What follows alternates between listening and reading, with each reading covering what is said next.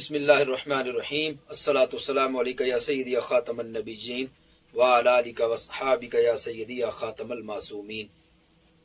آج 17 دسمبر بروز جمعہ بھائی پھیرو کی سرزمین پر نماز عشاء کے بعد ایک محفل ہے کہ جس میں محفل کی انتظامیہ نے لا علمی کی وجہ سے ایک رافضی نعت خان احمد علی حاکم کو مدعو کیا تھا۔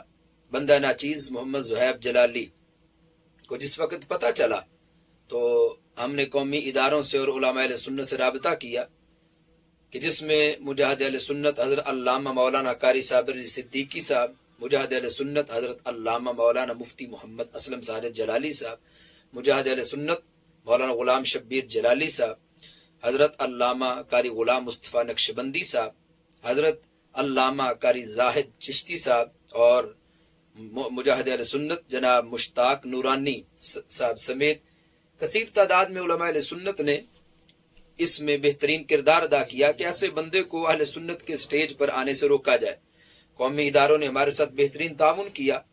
جس وقت ہم نے محفل کی انتظامیہ کو اس کے عقائد بتائے تو ہم ان کے بھی مشکور ہیں کہ انہوں نے کہا کہ ہم تو محفل کروا ہی ثواب کی نیت سے رہے ہیں اور ہمارا مقصد تو یہ ہے کہ ہم محفل کروائیں اور اس سے اللہ تعالیٰ اس کے محبوب علیہ السلام کی رضا حاصل ہو۔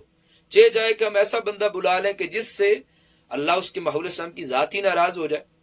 ہم تو عقائد اہل سنت کا پرچار چاہتے ہیں اور ایسا بندہ بلائیں کہ جو ہمارے عقیدے کا ہی نہیں، لہٰذا ہمارے بتانے پر اور محفل کی انتظامیہ دونوں کی رضامندی سے قومی اداروں نے اس پر پابندی لگائی کہ وہ اس محفل میں نہیں آ سکتا۔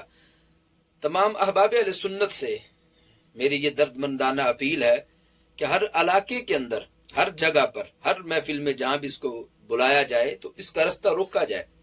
جتنے بھی یہ تفضیلی رافضی نعت خان ہیں، جتنے نقیب ہیں، جتنے ایسے خطیب ہیں، جتنے ایسے پیر ہیں، ان کو روکا جائے کہ اہل سنت کے سٹیج پر آ کے یہ روافظ کے عقائد و نظریات کو بیان کریں۔ ہم انشاءاللہ کوشش کریں گے تو اللہ تھوڑی محنت پر بھی ثمر بہت بڑا عطا فرمائے گا۔ تو اس بنیاد پر ہمارے عقائد و نظریات کا تحفظ بھی ہوگا اور ہماری آنے والی نسلوں کو پتہ بھی چلے گا کہ ہمارے عقائد کیا ہیں۔ اور موجودہ زمانے میں جس وقت ہم ان کا رستہ روکیں گے تو عوام الناس کو پتہ چلے گا کہ کیوں روکا گیا۔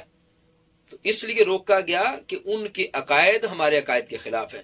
رب ذوالجلال اپنے محبوب علیہ السلام کے صدقہ جتنے بھی علماء نے کردار ادا کیا، جتنے کارکنان نے کردار ادا کیا اور قومی اداروں نے تعاون کیا، اس کے علاوہ محفل کی انتظامیہ نے تعاون کیا، اللہ رب العزت تمام کو جزائے خیر عطا فرمائے۔ وآخر دعوایا ان الحمدللہ رب العالمین۔